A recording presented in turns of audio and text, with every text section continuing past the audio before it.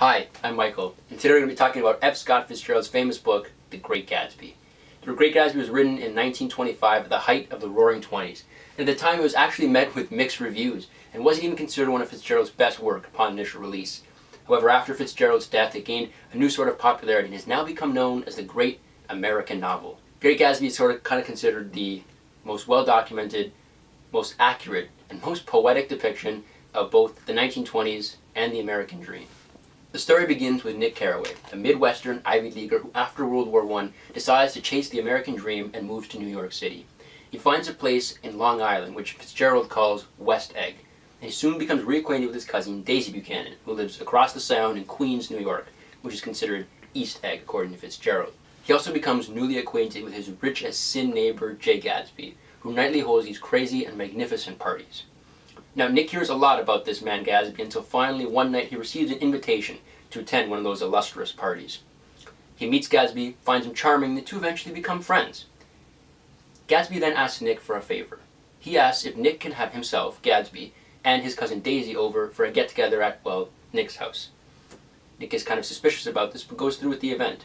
The rendezvous starts off super awkward, but works out in the end, and Gatsby and Daisy are back together. Unfortunately, Daisy is also currently married to also wealthy Tom Buchanan, and is not really in a position to be having an affair, even though Tom is also having an affair with Myrtle Wilson. Tom becomes suspicious of Gatsby and Daisy, and eventually Gatsby tells Daisy that she must tell Tom that she never loved him.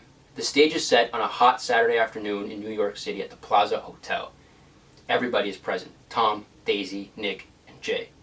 Unfortunately, Daisy is not able to tell Tom that she never loved him, and falls into a crazy frenzy. Jay decides to take her home and even lets her drive, as Daisy claims it will calm her nerves. Fortunately, on the way back, Daisy runs over and kills on impact Myrtle Wilson, who was running the car thinking that Tom was in it. Tom later arrives on the scene, and to hide both his grief and his guilt blames everything on Gatsby. He says that Gatsby was the one driving the car and that Gatsby was the one having the affair with Myrtle. Myrtle's husband, George, becomes enraged, and the next day goes to Gatsby's house, shoots Gatsby, kills him, and then kills himself. Nick, after witnessing all these horrors, decides the East is haunted for him, and decides to leave, heading back to the Midwest. Despite being a classic, The Great Gatsby is often criticized for not having any likable characters. In fact, many of them are downright deplorable, starting of course with Tom Buchanan. Tom is probably the most obvious example. Tom is a liar, he's a racist, he's arrogant, and a hypocrite, not allowing Daisy to have an affair while he is having an affair at the same time. Tom is supposed to represent in this book old money, or the people who, through their family inheritance, had wealth before the roar of the 1920s, and who either maintained it or accumulated more during this period. He's depicted as being rude and arrogant, but also someone who is rather lazy and apathetic. Instead of being a productive member of society by being a businessman or a politician, Tom sits at home, plays polo, and complains about racial integration. Tom might not have a lot of integrity, but at least he's honest about who he is. He doesn't try to pretend to be someone he's not, or hope that he can be somebody different. He also correctly predicts that Gatsby's involved in some kind of illegal schemes, and also knows that Daisy will never leave him. Tom, though a jerk, is not allured by this fame and wealth that Gatsby and a lot of the people of the 20s seem to represent. He knows who he is, and sticks to it. Daisy might be the worst or the most destructive character in the book, as she's at the center of all that happens and does nothing to help anybody. Daisy is charming and indecisive, and that creates for a very dangerous combination. Her affair with Gatsby and her inability to choose cost both Gatsby and the Wilsons their lives. Daisy is careless and full of money. That is all she's ever known, is a life of riches and a life of wealth, and it seems without it she is base and empty. She stays with Tom because within that money she finds security and the comfort that she needs to survive. Gatsby seems to be the best chance that all the characters have for sympathy, because he's sort of presented as the hopeless romantic. He's loyal, charismatic, and eccentric, and he seems to be the unfair loser in the end. However, that seems to be all on the surface. His charm covers up for the fact that Gatsby is kind of insane. Jay Gatsby is a man preoccupied with time, with changing it, with controlling it, and most importantly, with repeating it. His most famous line, other than Old Sport, is probably, "Can't repeat the past? Why, of course you can." No, of course you cannot. Ironically, the past is what gets repeated for Gatsby, as Daisy leaves him again for Tom. We learn through the book also that Gatsby is not fit to take care of someone like Daisy. He asks too much of her and proves that he cannot handle her, as he lets her drive this car in New York to what she says will calm her nerves. Gatsby is a lost and broken man covered up by all his suave and charisma. He's also a crook and an unreliable businessman. Nick Carraway is often the forgotten or the forgiven character of the book. He's seen as sort of the audience, representing what we would see if we were part of the situation. He claims he's within and he's without. But Nick also makes serious errors in judgment. Twice he hides secrets from people and admits to feeling weird about allowing Gatsby and Daisy to get together, knowing that she's a married woman, but goes through with it in the end. His ignorance and his apathy are catalysts for the tragedy that will ensue in the rest of the story. Amazingly, Nick is exposed to all the sleaze and corruption of the 1920s, whether it's Tom's affair with Myrtle or all the corruption behind Meyer Wolfsheim and his Black Sock scandal. However, he does nothing about it, and when he realizes the danger at the end, he flees, pretending it never happened and that he was not a part of it.